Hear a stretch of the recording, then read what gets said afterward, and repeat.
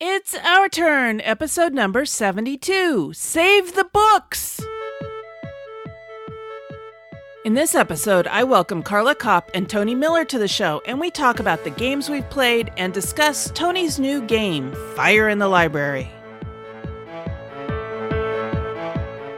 This is the Dice Tower Network, adding games to your wish list since 2005. Hosting for this episode is generously provided by our fantastic supporters on Patreon.com. If you'd like to help us out by pledging $1 per month or more, please visit patreon.com/OurTurnPodcast. Every dollar helps us to keep this show going strong. Hi, and welcome to Our Turn. I'm Cathy Ford, and today I am joined by Carla Kopp from Weird Giraffe Games and Tony Miller from the Breaking Into Board Games podcast. Welcome to the show, Tony and Carla. Thanks for having me. Yeah, I'm so excited to be on. I'm happy to have you back, Carla, and happy to have you on for the first time, Tony. Tony, can you please introduce yourself to the audience and tell us a little bit about yourself? Yeah, sure. My name's Tony Miller. I'm on Twitter as Bearded Rogue. I am 1/3 of the Breaking Into Board Games podcast with Ian Zhang and Gil Hova. We're a bi-weekly podcast that interviews people in the board games industry, designers, publishers, artists, graphic designers, you name it, and talk to them about how they got into the industry. I am also a board game designer in my own right, and I represent board game designers' perspectives on that podcast. Nice. So how long have you guys been doing your podcast? About 2.5 years now. It's been a little while. We're bi-weekly. We're over 50 episodes. I think we just recorded 64, I believe. Oh, nice. And Carla, can you please tell us a little bit about yourself for those who may not have heard our interview in episode 46? I'm Carla Kopp. I'm from Weird Giraffe Games. I am the main game designer, developer person, and social media does the interviews and whatnot. I have two published games that are Stellar Leap, which is a light 4X space game, and Super Hack Override, which is a fast-paced card swapping take that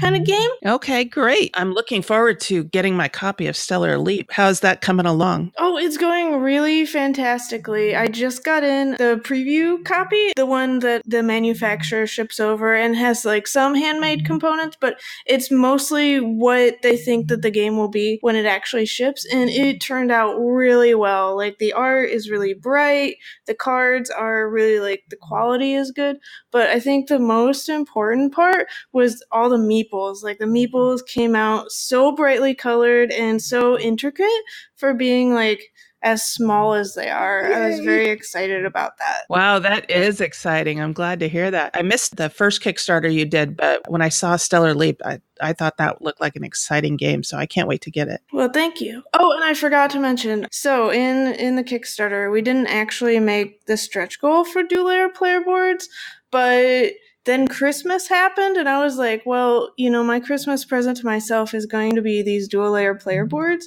And then we got them in, and it turned out, like, so much better than I thought it would. Because, well, there was a lot of back and forth with them. I think we went back and forth, like, 20 times. And I was about to, like, just say, no, I don't want it anymore. Like, even though that was, like, my Christmas thing. But it turned out in, like, there was this magical moment where I put the cubes onto the player board and it fit in the section for the cubes. It was like, I know that like the math all worked out, okay, but they always tell you about like tolerances and stuff, and I like actually putting the cube in there and going like, yes, math works. Nice. That's exciting. That just sounds great. I love it when components are augmented and enhanced, and everything comes out so much nicer when the quality is put into the components, especially the ones that are going to be sitting right in front of you, you know, like a player board. You know, it's important that anything you have to put on your player board, if it gets bumped, it doesn't scatter everywhere. I just love it when designers and publishers put that kind of thought into their games. So thanks for doing that. Me too. Yeah, I'm just so excited that I get to play with them. That was the main reason. Nice.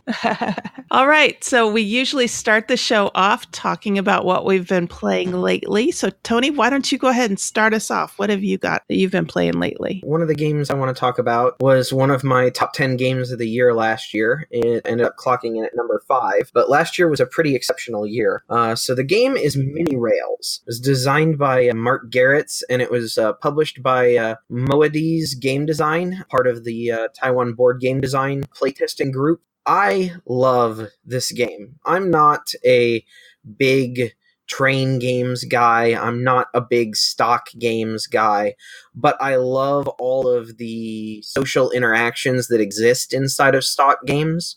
The ability to kind of piggyback on other people's success, or to deliberately change the market to affect the other players. All of that stuff is super interesting to me, but managing all of the math never really worked for me as a game mechanism. I can do the math, but I'm not overly quick at it. Mini Rails gives you the ability to interact with all of those social interactions and all of those economic interactions without having to do a ton of math to do it. It's really simple. You have 2 actions that you can take on your turn.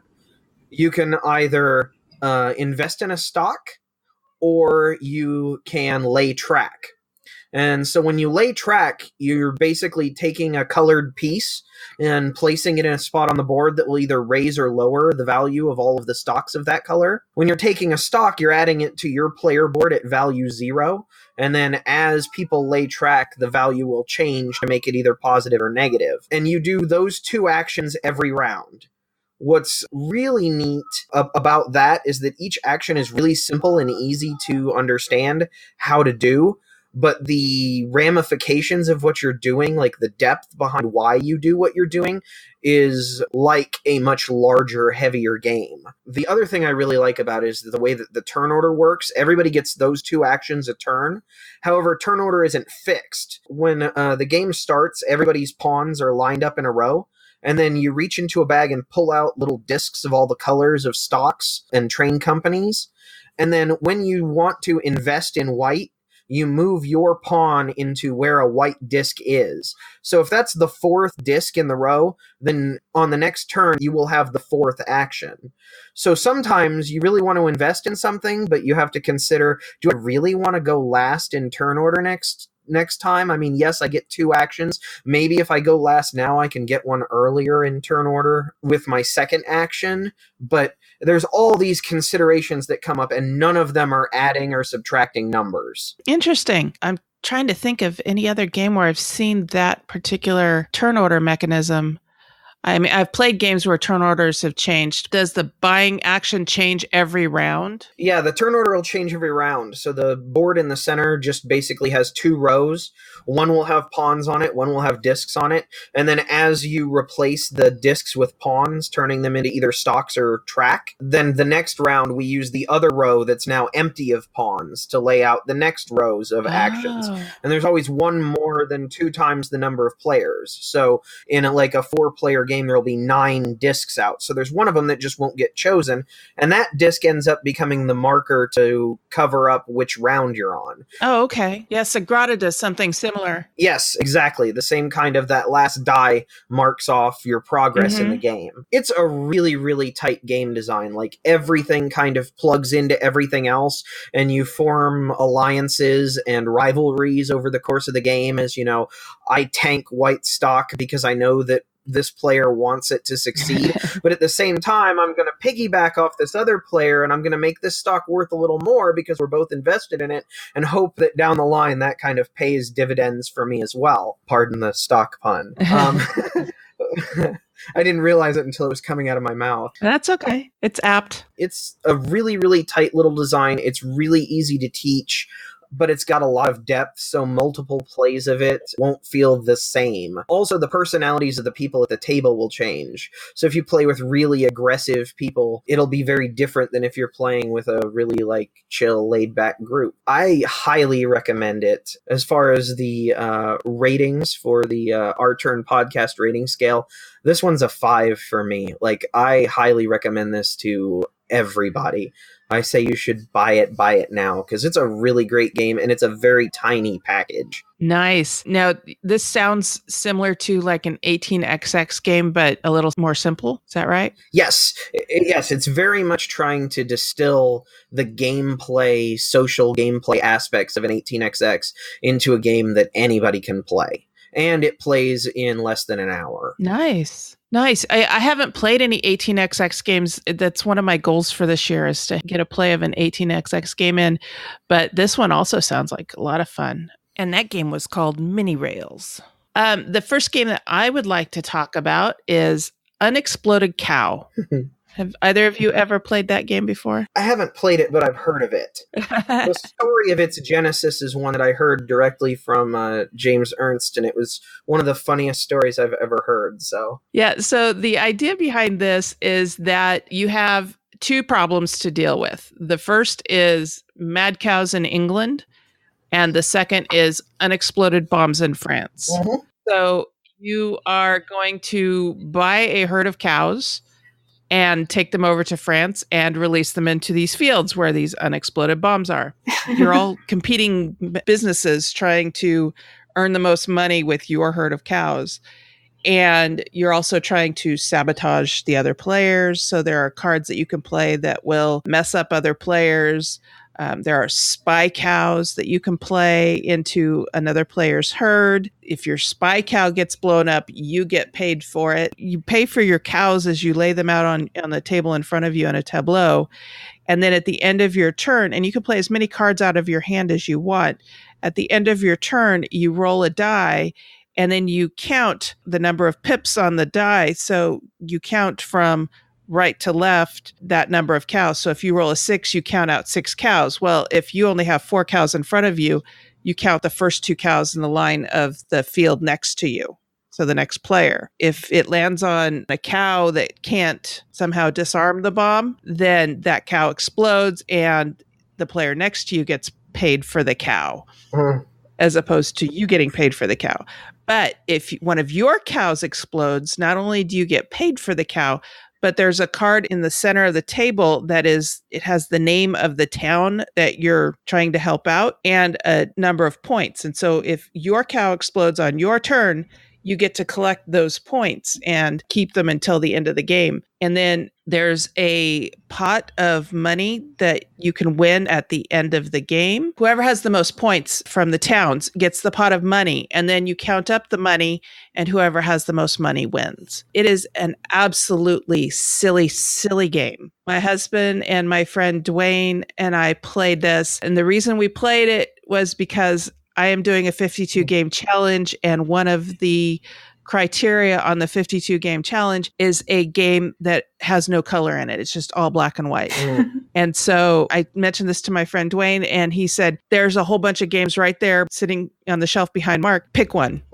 And so I did. I picked Unexploded Cow. It was a lot of fun. I had a lot of fun with it. It's a silly, silly game. It's also a very simple game. It's quick to explain, and it's from a company called Cheap Ass Games. It was designed by James Ernst and Paul Peterson. Cheap Ass Games is funny because it only includes in it the absolute bare minimum of what you need to play the game. It doesn't include things you might already have. So on the cover of the game, it says what's included, and it's like 2 decks of cards and a rule sheet. What you need are a D6 die and some money. So my friend Dwayne went and hunted up a die and a package of money that he had to play with, which I thought was kind of funny that, it doesn't include all the components that you need. But yeah, it was a fun game. I had a great time with it. Yeah, I love the cheap-ass games. So. I have several of my own. It was a really interesting idea to, like you said, not include all of the components, but it was a way that he could get more games out faster. And cheaper. Yes, very much so. I think it's really cool that they do that because, thinking about shipping a big game, all their games are super tiny, and so the shipping cost is, non-existent. I was listening to Carol from Cheap Ass Games talk. She was at Gen Con, I believe, and she was saying about how, the original games, they were just, sheets of paper in an envelope, and they would just send them out, and, you just have to pay, a very small amount of postage. And I thought that was just amazing to even think about that. when like all these other games are like getting more and more and bigger components and stuff, to go the opposite. Yeah, it's my understanding that that's how Steve Jackson games started out as well. Yep. You know, their game Ogre was initially just a game in an envelope. Yep. And it was just a bunch of little chits. Yep, that's the version that my uncle had that he taught me on, and now I have the gigantic deluxe edition that could hold like 600 copies of that version. Easy. Yeah, we have the designer's version, you know, that they did on Kickstarter with the ginormous, 15-pound box or whatever it is. Yep. It's sitting on top of my shelf. Yeah, and that's what I learned on. That was my first game of Ogre. My husband, when that came out, he goes, I did a thing and I need to let you know about it because it was an expensive thing, but it's going to be really fun. And yeah, it was. So anyway, that's Unexploded Cow, and I give it a 4. I definitely enjoyed it. I don't know that I'll be adding it to our collection anytime very soon, but if I get a chance to play it again, I will definitely play it again. All right, Carla, what have you been up to? So right now, the game I really like, I super look forward to every week is Pandemic Legacy Season 2. So if you if you didn't play Pandemic Legacy Season 1, Season 1 starts off like your first game is basically like a regular game of Pandemic. And then as you keep playing, it's a legacy game, so you learn more things, the board changes, just different things happen. But it's Pandemic. Like, you've played it before. Like, it's a regular co-op. But Season 2 is like completely different. Well, it still has aspects of Pandemic in it. There's infections and like things spread if there's 3 of the same cube. But the story is that there was this big outbreak in Season 1 and things happened to the world. And then a lot of time passed and now you're trying to explore, but you only know like a certain subset of the world. Like, you only have, I believe, the Atlantic Ocean and some of the cities around there, and you can travel, and it's this kind of like post-apocalyptic thing.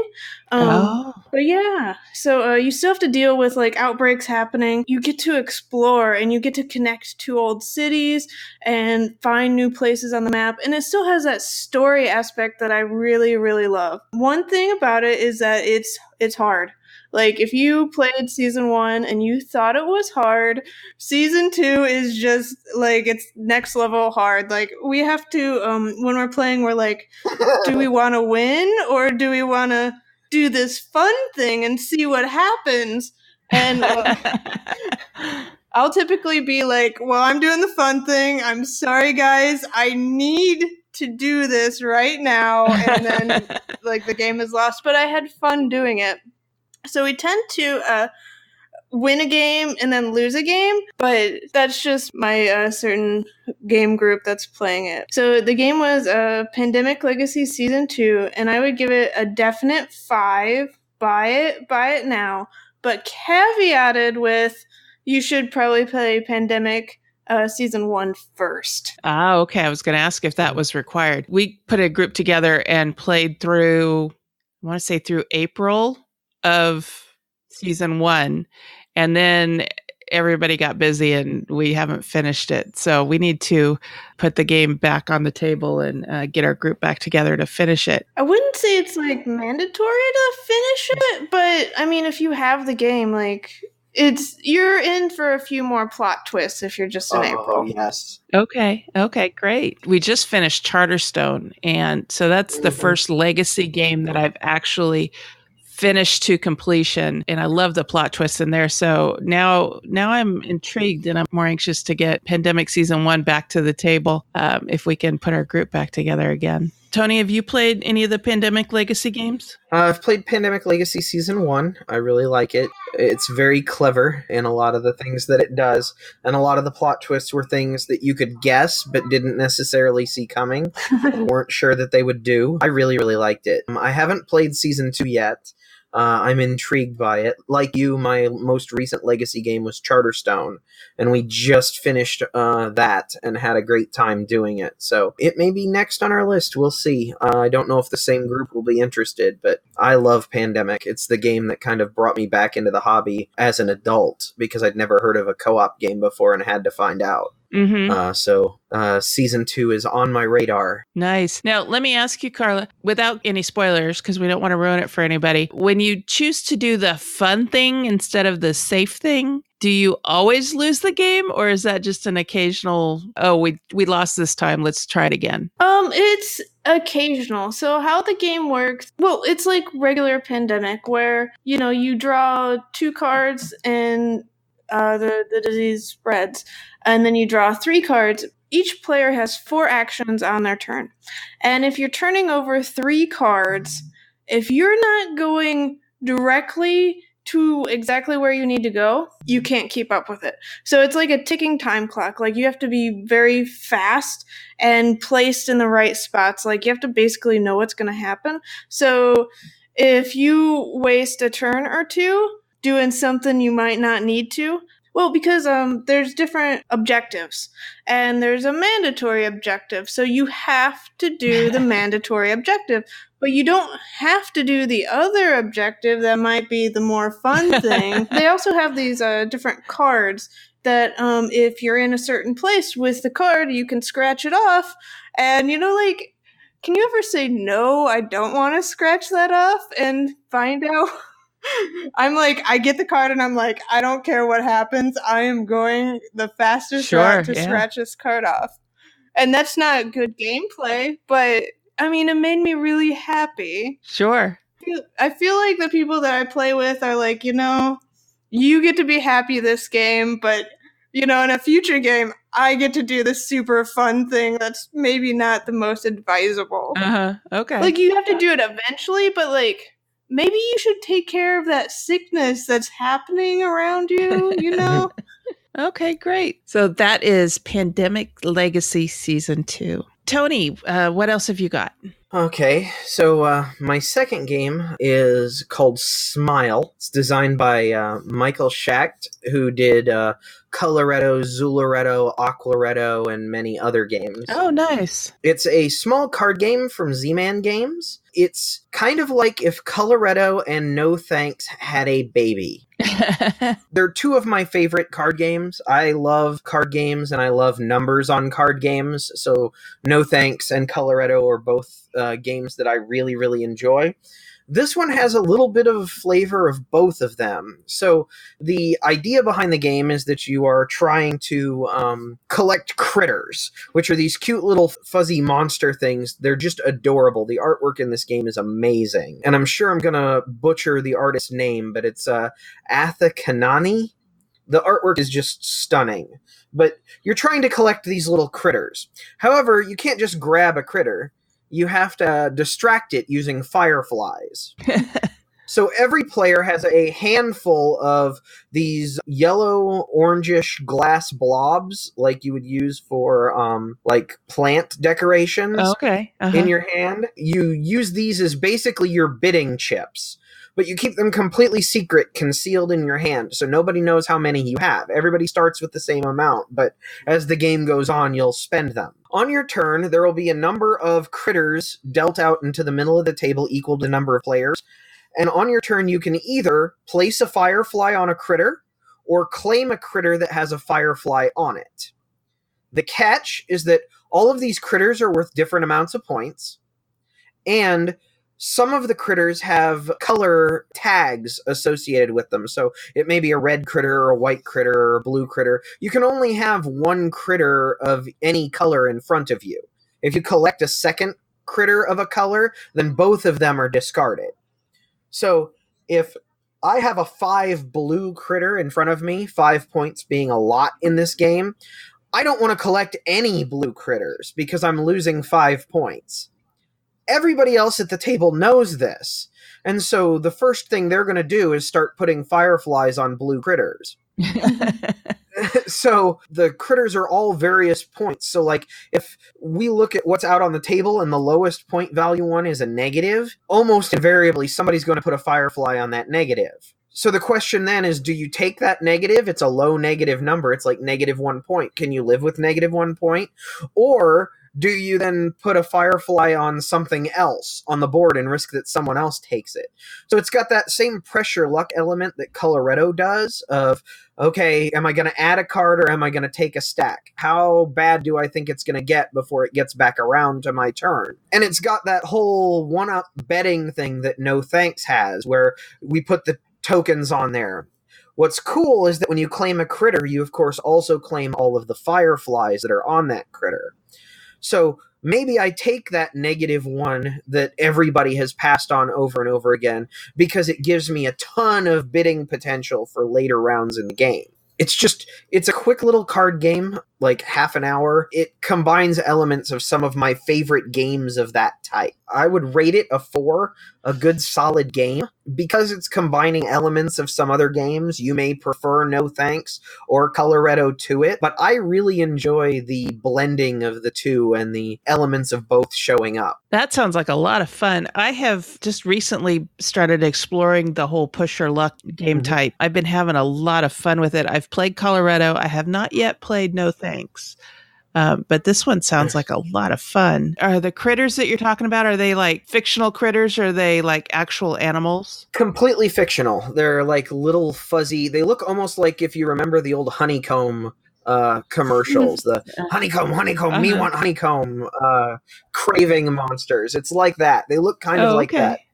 They're just little fuzzy cartoon animals with tiger stripes and various other things. It's an adorable game. It's really adorable, and it fits in a pocket, so can't go wrong with that. And it sounds like it'd be a fun game to even with non-gamers. Yeah, there's no reading at all in the game other than the numbers on the cards, so it's even language independent from that perspective. So nice. I know that I've seen some other people playing it at conventions, particularly in Essen. It was a big game to play with people who didn't speak the same language as you, because if they already knew how to play, then everybody could just sit down and play. Yeah, I like games like that where you can just sit down and play it real quick. Yeah, like games that like you could play with somebody that don't like speak the same language. Like that sounds amazing. I can't think of any of the games I've played that can do that. Mm-hmm. Unless maybe you're talking about, a game with a standard deck of cards. A lot of those can be played regardless of language. But with modern hobby games, a lot of times there's a lot of reading and things like that involved. So yeah, that sounds like a lot of fun. Yeah, I really like it. All right. I like pressure luck games in general. We'll get more into that later. All right. Carla, what else have you been playing? Well, one of my favorite games is called Dragoon. It's this game where you are a dragon and you're basically doing a lot of dragon-y things. Like what do you think of when you think of what dragons do? Sleep on hordes of money, breathe fire. Yeah. Fly. Mm-hmm. Yeah, so you can do all these things in the game. I believe you get 4 actions on your turn, and you can move, like moving one space is an action. You can take over a town, so you place your little marker on a town so that you can get gold from it later, potentially. You can also just destroy the town because you're a dragon, and you can just breathe fire and it's destroyed and you get gold from that.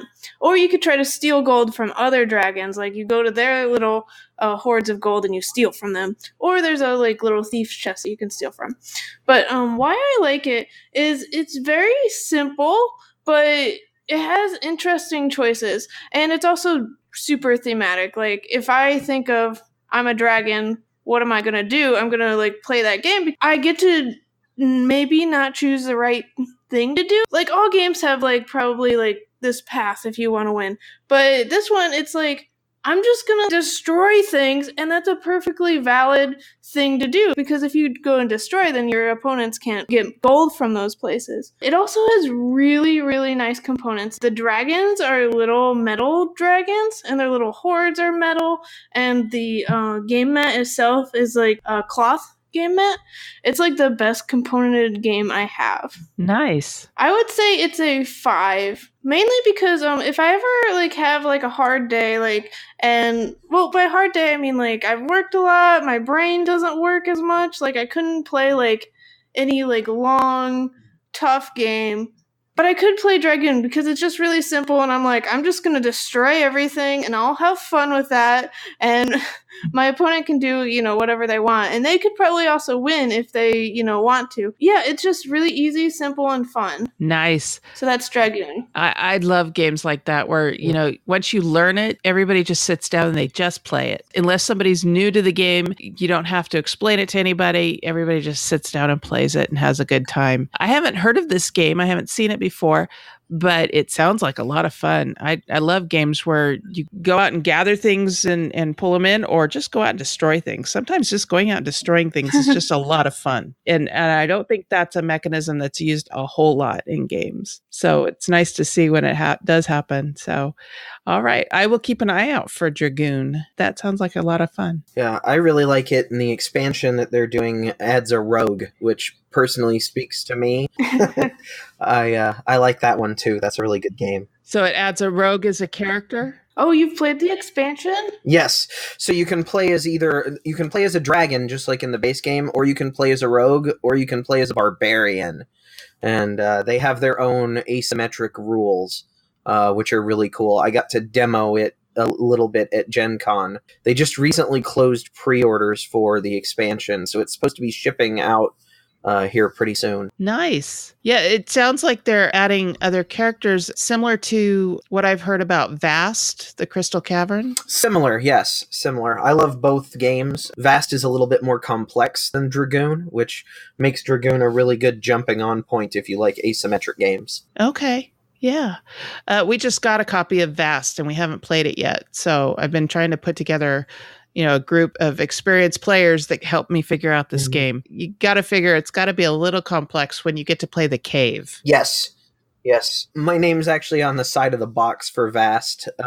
I did a lot of play testing, and they did a ton of work on that game, getting the different roles balanced. And one of my friends, as soon as I told him he could play a cave, that's all he wanted to do with the rest of his life.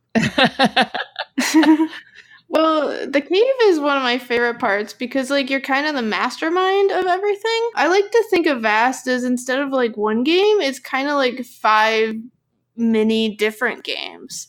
Because each role is just so different from the others. You could just play one role and you could be happy with that one role, or you could try all of them. Nice. Okay. Well, I'm looking forward to giving Vast a try, and now I'm going to have to keep a lookout for Dragoon as well. I have been playing a lot of Terraforming Mars lately. I don't know why. It keeps coming onto the table. It's like it just jumps onto the table all by itself, and there we are playing it.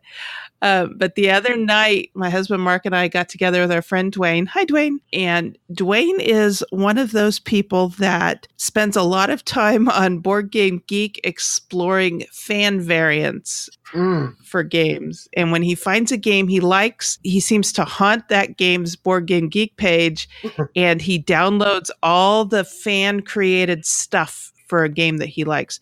For example, he has, I swear to you, all of the fan variants for Seven Wonders. So the different wonders you get to play in Seven Wonders, he has downloaded all of the fan variants of them. There's El Dorado. Of course, I'm drawing a blank on them right now. Anyway, there's just a ton of them. He's got well over 100 wonders. Some of them are real. Some of them aren't. Some of them are from fiction or from mythology. And he's laminated them all. And when he pulls out Seven Wonders, we know that all these other, wonders are coming out as well. And then there are variants of the game as well.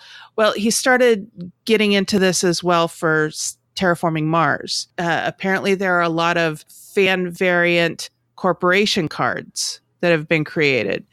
And so he has downloaded those and printed them and sleeved them. And we have a convention coming up. It's called Conquest SAC here in Sacramento. And he is going to game master a game of Terraforming Mars, but he wanted to do a variant where everybody gets 3 corporations to play. Oh, wow.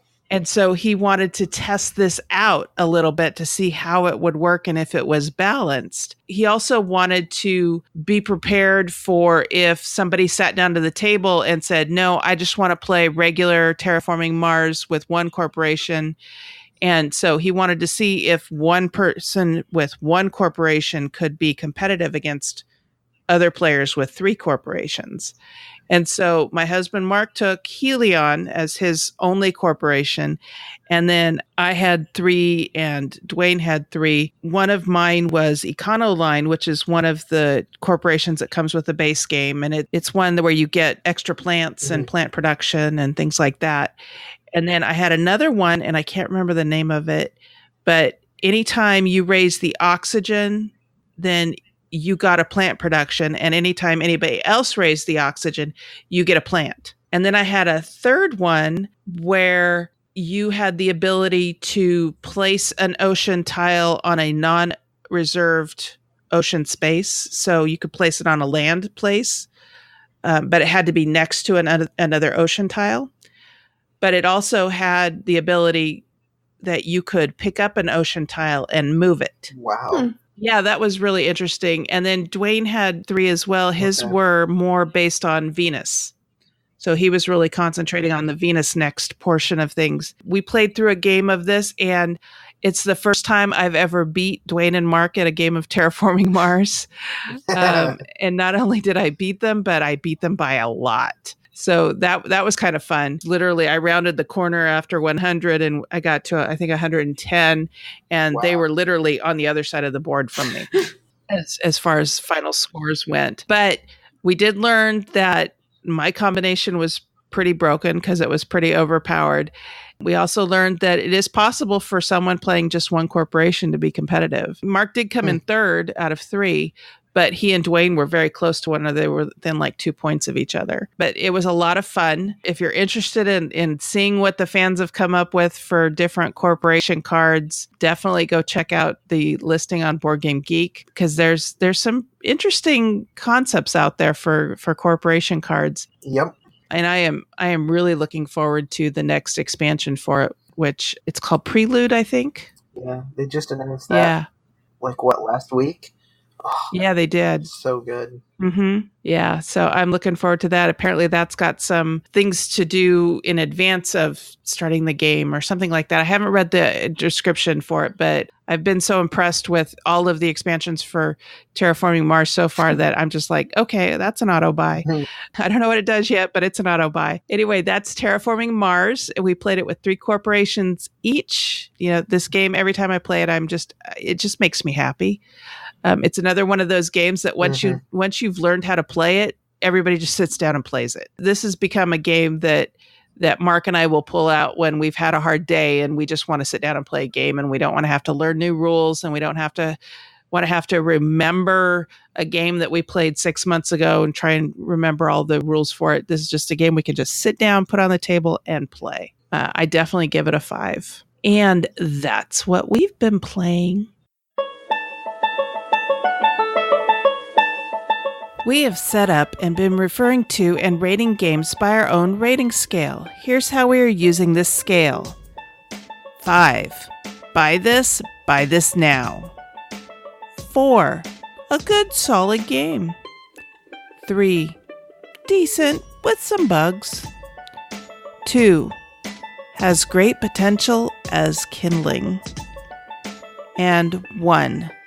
Give me back the time I spent playing it.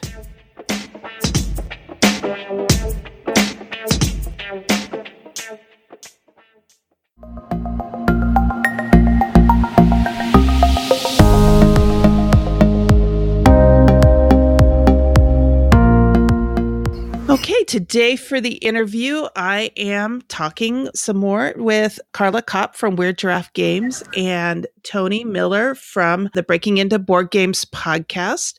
And Tony, you have designed a game called Fire in the Library. Can you tell us a little bit about it? Sure. Fire in the Library is a pressure luck game that plays right now 1 to 6 players and plays in about 30 minutes. And the entire idea of the game is that everybody is a librarian, and the library has caught fire. And so your goal in life now is to get as many books as you can out of that library to rescue the knowledge that's contained within. You have both your own personal bravery and some tools that can help you in your quest to retrieve as many books as you can, as much knowledge as you can from the library before it burns down. Now, is this based on any particular library fire, like the library at Alexandria, or is this just a generic library that happened to have caught fire? The original inspiration for it was the library of Alexandria. I actually was sitting around and I had like a pressure luck game mechanism that I'd come up with and was toying around with, but I couldn't think of a theme. I was sitting in front of my computer one day and was scrolling through my Twitter feed, and a meme came up that was, you know that you're a book nerd if you're still angry about the fire in the library of Alexandria. And in that moment, I realized how much of a book nerd I was, because I really was angry about all of the knowledge that we potentially lost and how far that set us back. Absolutely. Took a little bit longer than that.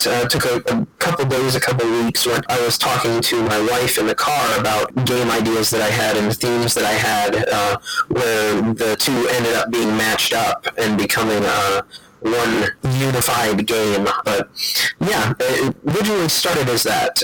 We've since kind of moved away from directly referencing Alexandria, both so that we can have a little bit more freedom in what we do as far as tools go, and because even though when I started the game, no other games with the Library of Alexandria theme existed, there now are a couple out there. One of which was just released at Essen. So it's a little bit for differentiation and a little bit to just kind of free up our creative process to give us more space to play in. Isn't it funny how themes, you think there's no game like this, and then all of a sudden there are 3 games like this. And they all developed independently of each other, but are coming out at roughly the same time. It's funny how that happens. Yeah, I think parallel development is something that happens a lot in our industry, and I think a lot of it is just because we consume a lot of the same media, like because media is now kind of global in a way that it hasn't been before. We're all kind of swimming in the same inspirational waters, and so stuff like that tends to happen. I'm sure that somebody else saw the same meme and thought, oh, why aren't there any games about the library in Alexandria? And off to the races we were. Sure, yeah. And now, Carla, how did you get involved with the project? So I first met Tony, I believe, at Gen Con 2016, and we played each other's prototypes. Like, he played Super Hack Override, and I played Fire in the Library, and I really liked it. And then since then, we've been going to cons, and I've been playing Fire in the Library every so often, and it's been getting better. And eventually, just seeing Tony pitch it to people and having them say oh, it's a great game, but I have a push your luck game already. That made me think. I was like, well, I don't have a push your luck game already. That's kind of where it started. I just played the game, and I was like, this is a really good game, and I want to play it more often than every few months at a convention. I talked to Tony and offered to publish it, and now we're here. Nice. Now, you're doing this one through Kickstarter, yes? Yes, yeah, we'll be going to Kickstarter. We'll have launched March 19th. Okay. And this episode is coming out the week of March 25th, so it sounds like there will still be plenty of time for people to pledge on it. And it's going to go for, about a month? April 12th is the last day for the Fire in the Library Kickstarter. Okay, so March 19th to April 12th. Have you set up the pledge levels and everything yet? Yes, I have. So you'll be able to get a copy of Fire in the Library for $19 with some shipping added for depending on where you live. Wow. Yes, I'm very excited about that. That's a great price. Now, tell me about the artists that you're working with on this. Okay, so I am working with 2 super fantastic artists. I went and I was like, who are the best possible people to work with? So it was Tony, of course, but then Beth Sobel, who has done the artwork for so many games. She has done World's Fair 1893, Coldwater Crown, Viticulture, Herbaceous, Water Over Sunset, probably 10 more. If you think about whoa, that's a beautiful game, it's probably by Beth Sobel. Lanterns, yes, it's so bright and Yes. colorful, and that's kind of what I told her. I was like, hey, Beth, I love bright colors, so make it like a rainbow, and that's what she did. Amazing. I love her art. Oh, I do too. Yeah. I played it with her at BGG Con this past year, 2017 BGG Con. We were just sitting around, and I asked if she would play the prototype, and her and her wonderful husband were like, sure, why not? We aren't doing anything else, and so we played the game and everything, and that was the first moment where I had one of those, oh my gosh, is this really happening to me kind of moments. Because I'd already signed with Carla, and here Beth is playing the game and saying, this is really cool.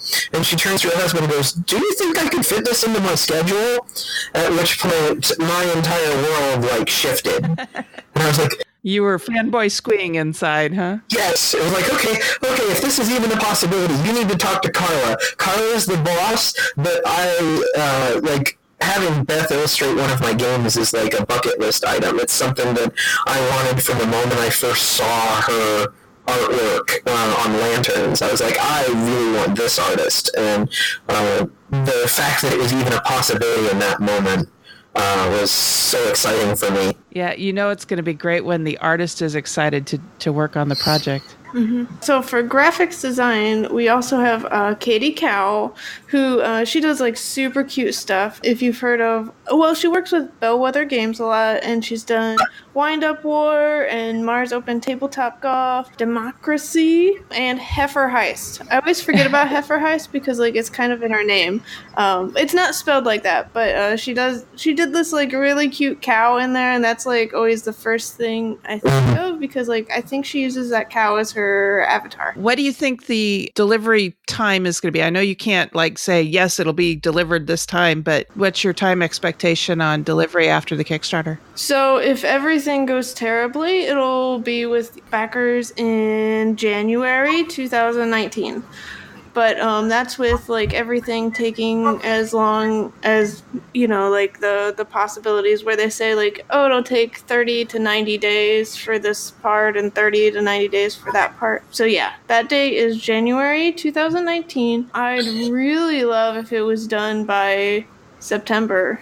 And 2 people. Wow, that seems moving really quick. Even the January date seems like it's moving really quick. Well, hopefully all the files and everything are just ready by the end of the Kickstarter so that, like, once the funds are there, then it just send it off. Okay. That's the goal, at least. Like, but there's a buffer in there because, you know, like, when does, like, things just happen exactly right? Right. But also stretch goals. But I'm also kind of planning for stretch goals now. Like you're supposed to plan for, like, oh, if things go bad, if, you know, your Kickstarter just makes it. But, like, how good should I plan for, like, the ultimate goal? I don't know for that, but I have a bunch of ideas, and like maybe the ideas are a bit grandiose and will take more time. We'll see. Okay. So, Tony, I was wondering, could you, and Carla, you as well, because you're a game designer too, what advice can you give to new game designers getting a game from prototype to published? Oh, man, I have a couple. The first thing that I would say is go listen to my podcast. Breaking into Board Games, not because I'm on it, but because we interview some of the premier designers and creators in the industry, and they are much, much smarter than me. That's why I do the interviews normally rather than giving them. So that's one place that you can definitely go. There are all sorts of other resources out there, Cardboard Edison, Board Game Design Lab, all sorts of people who are very, very experienced at this have put things out there as resources for designers, and places like Board Game Design Lab and Cardboard Edison have collected those things in one convenient location, so you don't have to go searching for them yourselves. The other thing that I would say is get it to the table as quickly as you can. You know, you don't have to create an entire game before you have something on the table to test. It can be note cards and pen, it can be pieces from another game that's sitting around completely ignoring whatever's written on them. Just get something to the table so that you can start figuring out whether what's working in your head actually works in reality. You know, some things make perfect sense when you're theorizing about them, but in practice don't. And so the quickest way to find that out is to actually get it onto the table. That's probably my biggest piece of advice. Oh, I fully agree with both of those. Well, I think that's the problem that a lot of people, like a lot of designers have, is that they want to like keep working on a thing and they don't want to put it in front of people. Like they want to put a perfect board game in front of others so they can only hear good things. But if you're always trying to make this perfect game, you'll never get there. Like there's always things that can be made better. So instead of going for the perfect game, like what I try to do is just make it better. Just if you've made the game better, like you've met your goal, and just keep going over and over. Like just keep iterating and play testing, and also going to different conventions and going to their unpub rooms, because you can iterate so fast while sitting in those unpub rooms. Like you could play test for 8 hours and iterate between each of those play tests. And like when I go to a convention, I get in way more design time in 3 days than I do probably in like 2 to 3 months. Like just so much can happen by going to an unpub, but you also get to meet people and create those connections, because you ultimately want your game published. But unless you're going to do that yourself, you're going to have to meet people and have them play your game and get them like either addicted to it or to talk about it. You can meet a publisher. Okay.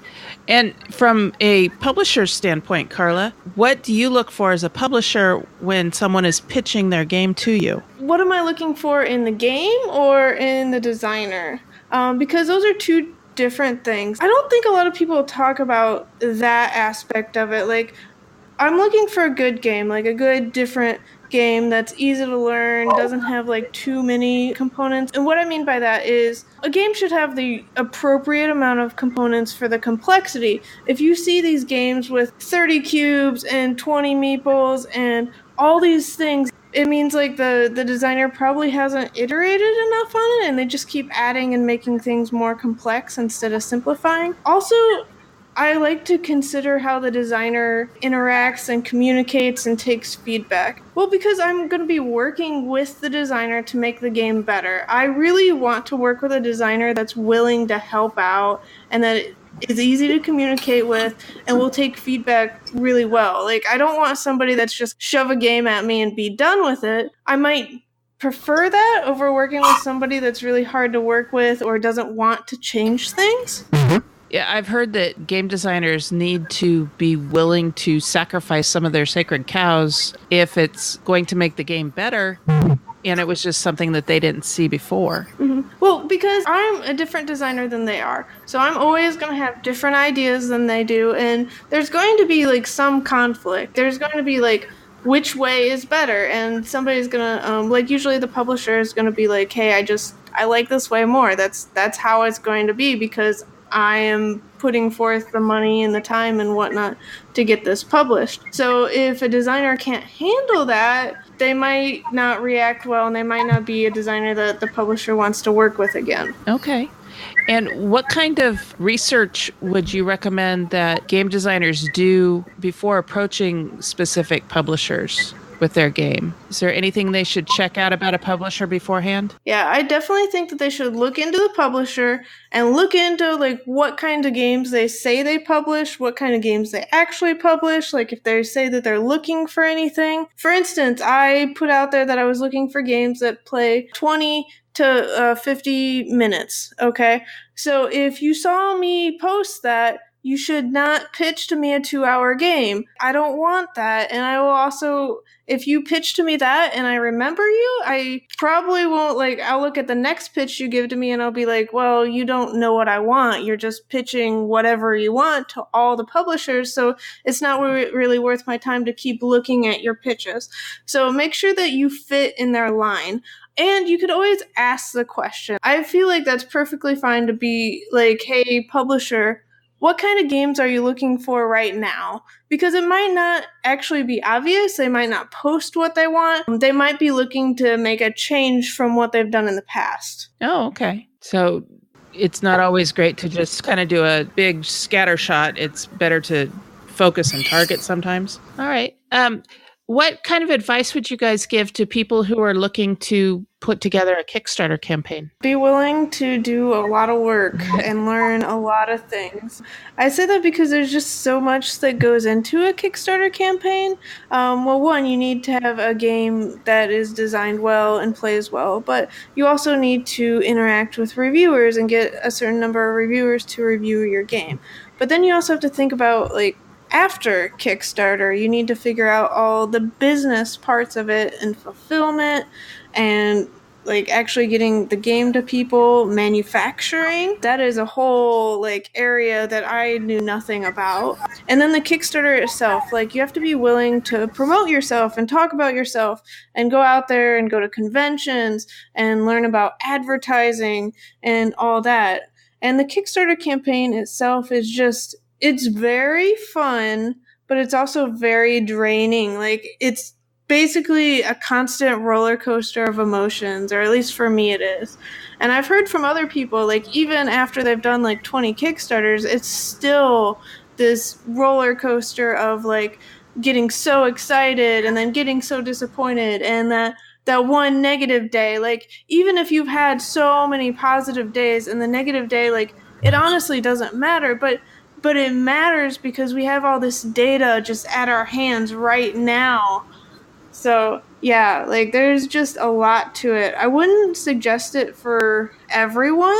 You certainly have to be willing to put in the effort and talk to people. You have to manage all these things. Like you have to manage all the social media and the Kickstarter messages and Twitter posts and Facebook and Instagram and BGG if you have for that. And there's just so much that you have to do all the time. For me personally, the Kickstarter is hard because I know of all the things I could be doing, and I get like all this anxiety because I'm like, I haven't done these 50 things that could possibly help out the Kickstarter.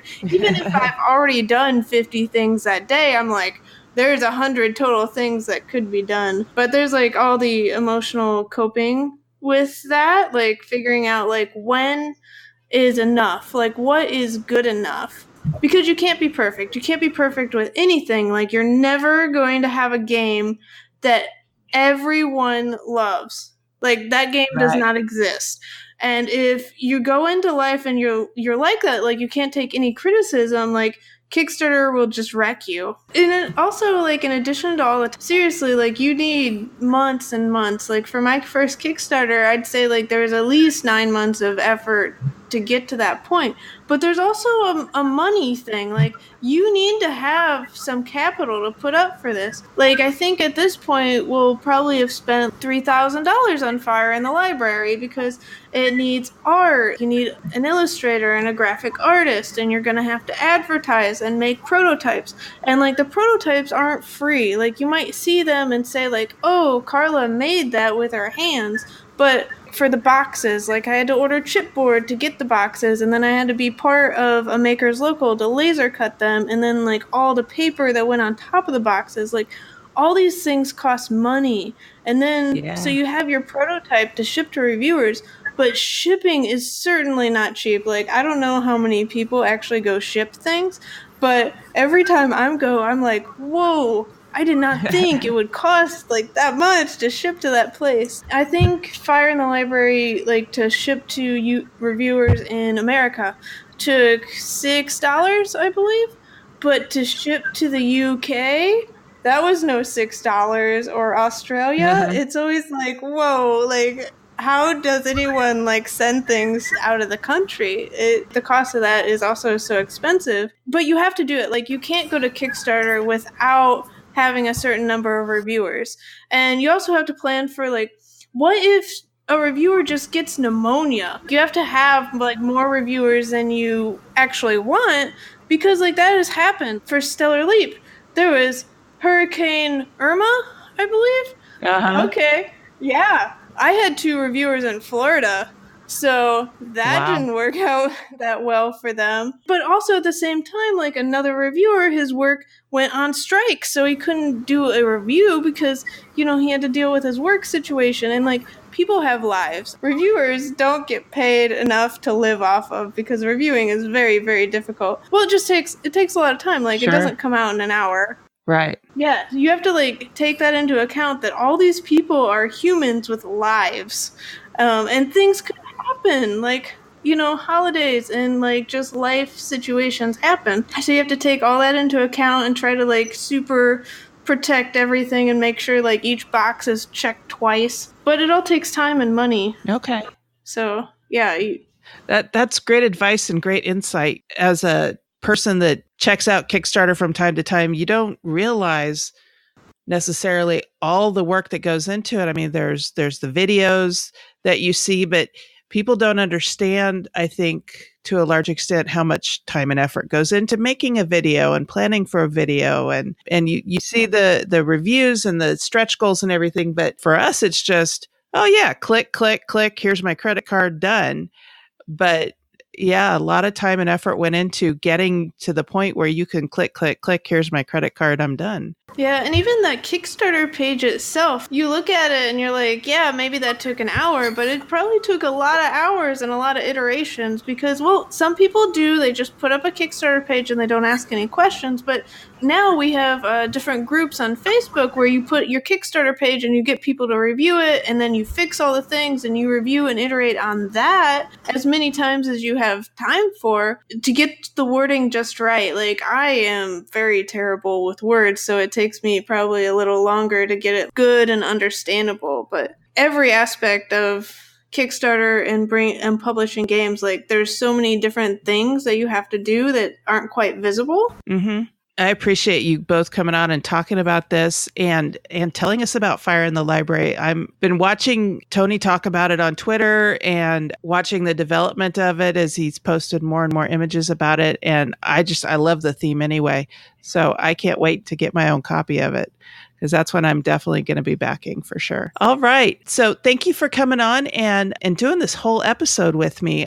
This has been a lot of fun. I wish you a lot of luck on the Fire in the Library Kickstarter. Thank you. It's been so fun. Like, I've been during the interview, but like being on as the whole episode, like, that's definitely been really special and enjoyable. Oh, fantastic. I'm happy to have you, and hope you'll both come back again sometime soon. Oh, definitely.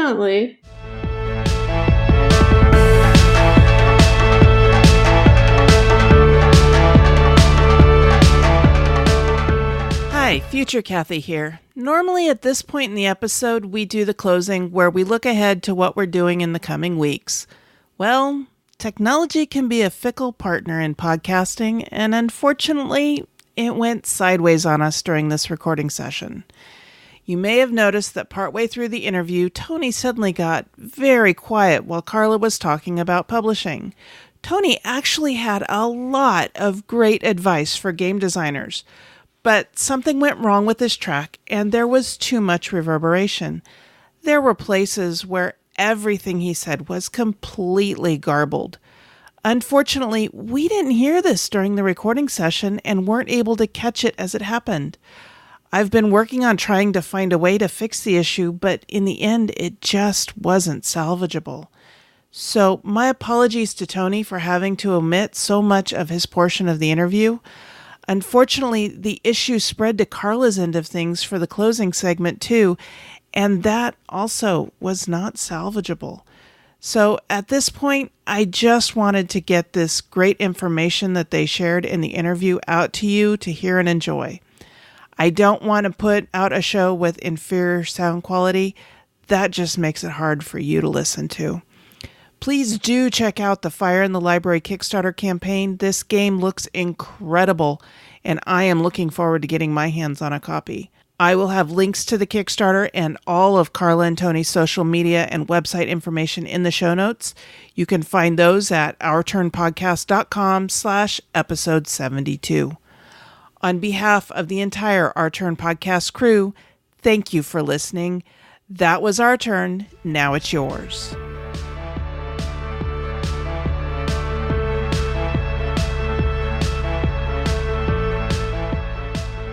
Thank you for listening. This episode was recorded on March 2nd, 2018, and is written and produced by Cathy Ford, Carla Kopp, and Tony Miller. We want and encourage your questions, comments, and feedback. Please call 916-426-2873 and leave us a short voicemail, or send an email to feedback@ourturnpodcast.com.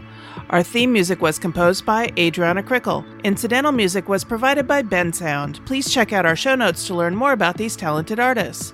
The material in this episode is copyrighted under Creative Commons Attribution Non-Commercial No Derivatives 4.0 International License.